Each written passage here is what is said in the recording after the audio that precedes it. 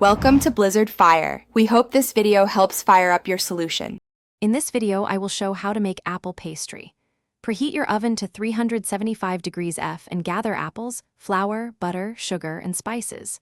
Start by peeling and slicing apples thinly, then toss them with sugar, cinnamon, and a splash of lemon juice.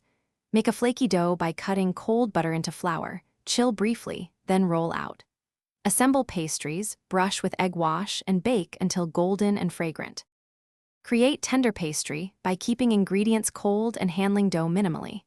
Use a pastry cutter or 2 knives to incorporate cold butter into flour until pea-sized crumbs form.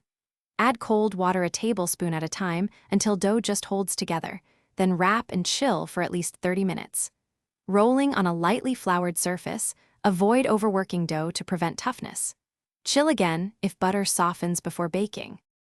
Quick recommendation: if you like simple, sensible guides, consider the Simple Path to Wealth as a light companion while your pastry bakes. If you are finding the video helpful, please subscribe and like to support more recipes. I love how the book simplifies financial decisions, which pairs nicely with the calm, steady pace of baking. Check the description for the link and other deals. Now let's get back to the video. Incorporate fillings that balance sweetness and texture. Toss sliced apples with sugar, cinnamon, nutmeg, and a little cornstarch to thicken the juices while baking. Add lemon for brightness.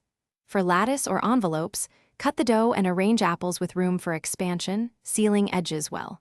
Brush pastries with egg wash and sprinkle sugar for a shiny, crisp finish. Bake until apples are tender and crusts are deeply golden and fragrant.